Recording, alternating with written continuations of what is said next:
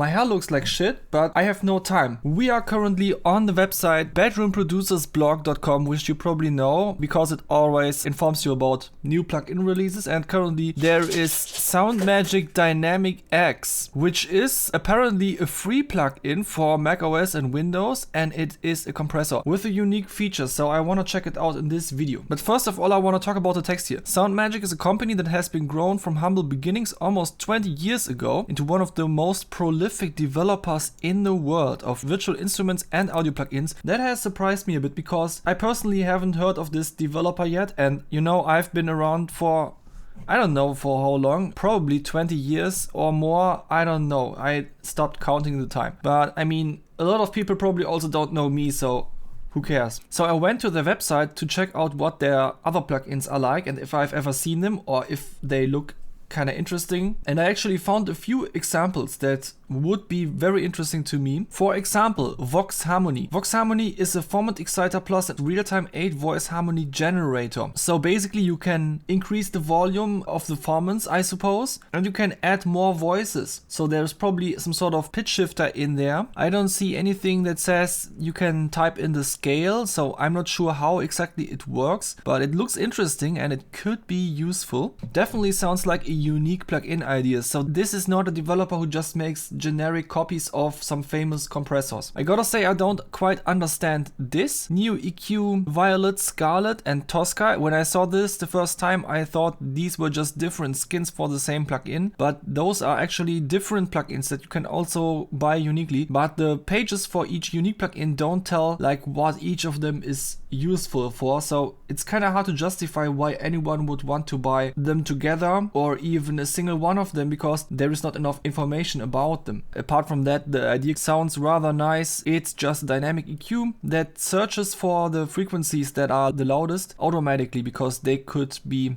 good candidates for being dropped in volume. Basically a similar idea as Soothe. Then there is also Headphones Mix, which promises you to make better mixes on headphones by applying HRTF technology, which means that you have binaural panning on your ears while producing music so that it sounds more like a room. I always wanted to check out one of these plugins and see if they work for me, because sometimes I like to work on my headphones when I'm walking at night. And of course there is Dynamic X, which also has a unique promise, which is that you can design your own gain reduction curve. So let's check it out. A lot of people were confused how to get into the thing that lets you enter, and you have to type in capital D, that is the password, and then you have access. In the beginning the developer made a little mistake and accidentally released the demo version instead of the full version. Before this re-release this was a commercial plugin, but now it is available and I'm going to test it on this beat.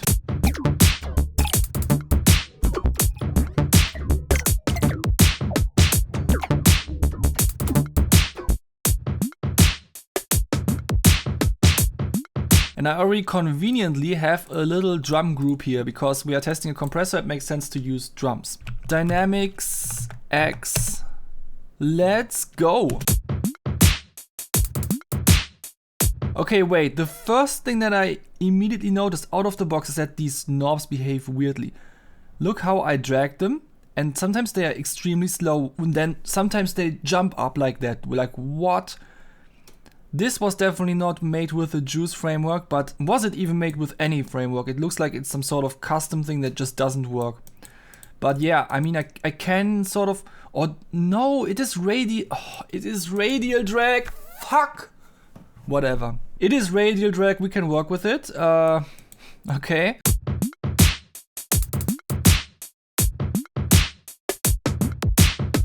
But I mean, is it really radial drag? Because sometimes it just makes no sense. What is it? It's some sort of buggy thing.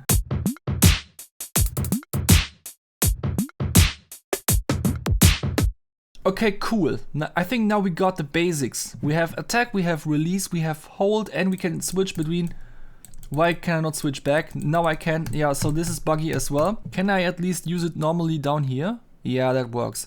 So I don't really have to use the GUI. I mean, that's good. What I'm still missing here is a threshold knob. Like, how does it work? And also there is no gain reduction curves showing, so that I don't get a response from the GUI that tells me what I'm doing is actually changing something. So what I'm going to do now is I will create an FX layer, put it in there and give it a polarity flip that I can turn on and off if I want to.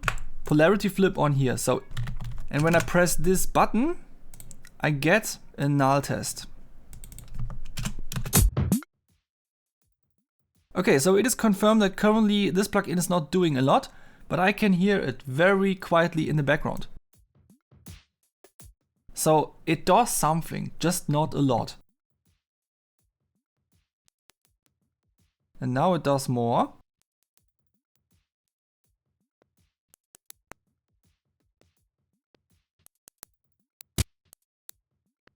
Oh.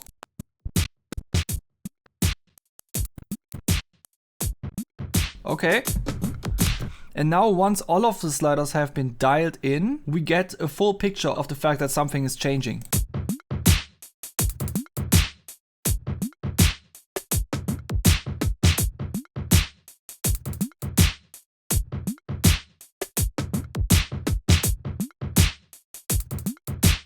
Still, it's kind of hard to hear what exactly is changing. I suppose this is remapping the gain reductions. So say normally you get a gain reduction of minus 27 decibels. Then this slider, it's not aligned perfectly, but I suppose it is this slider, is either 0, which means no change, or it changes by minus 10 decibels, or it even enhances the volume for some reason. Yeah, and that was to be expected, that it sounds very stuttery then, because that is not what a gain reduction usually does. So as long as you draw a curve that looks pretty smooth, it will create a typical and useful compressor response.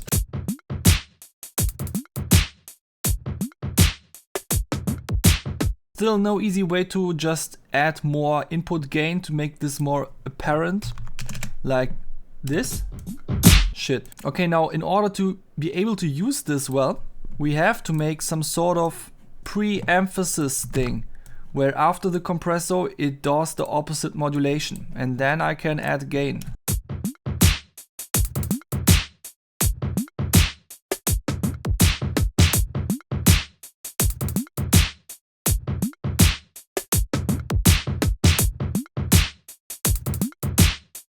And now it does something, I suppose. I'm not quite sure. Gotta say, I'm not a big fan of the way this is solved in the interface, unless I'm misunderstanding something. This is sort of what would usually be described in a transfer curve. I really like how it is solved in kilohertz dynamics, where you can directly touch the transfer curve in order to change its behavior. Like this, you get upwards compression. And this, like this, you get downwards compression.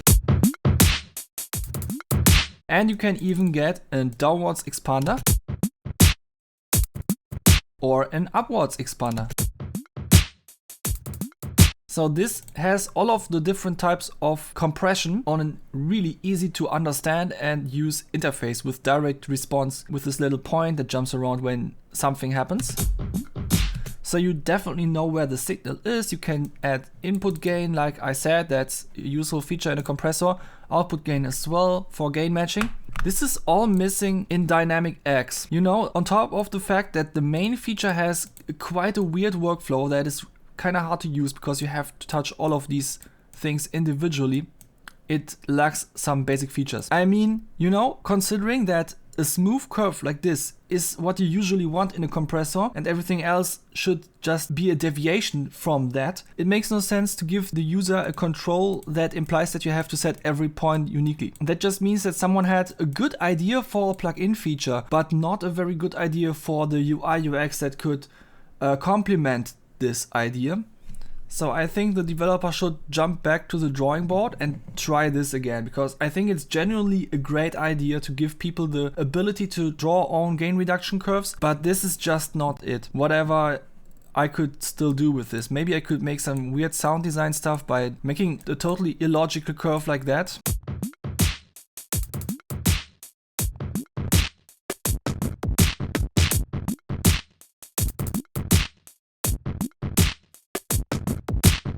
Yeah, it sounds kind of grainy. Could be useful. Let's put it into a delay plus feedback loop just for fun.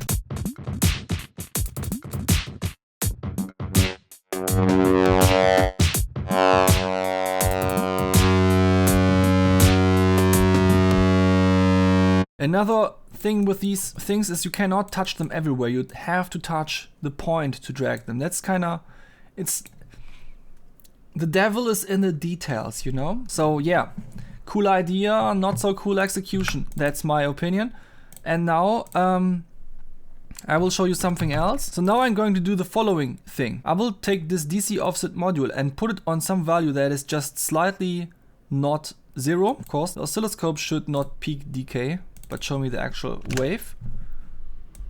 Okay, and then I will make a modulation with an LFO. No, I need a steppy modulation, because I need a modulation that looks like a square shape. Why does this always take so long? Okay, like this. And I will modulate the DC offset. Now obviously this is not perfect. It should have been perfect, so I'm a little bit disappointed by that now. But I think it will work good enough to get my idea across. Because now when I add a compressor, I can measure the gain reduction, sort of. So this is meant with the gain reduction curve. Every compressor algorithm has a different gain reduction behavior, and the idea that you can sort of write your own gain reduction response is that you want users to be able to just not have to choose from a list of modes, but you know, just making your own modes, sort of, and then work with that. That is the idea behind this plugin. I just wanted to make this clear because I think it's a great idea. You should definitely try that again if you are the developer watching this. But this time with a great workflow. A workflow where you put a lot of thought into how the user can actually use it. And then I think it's going to be a great plugin.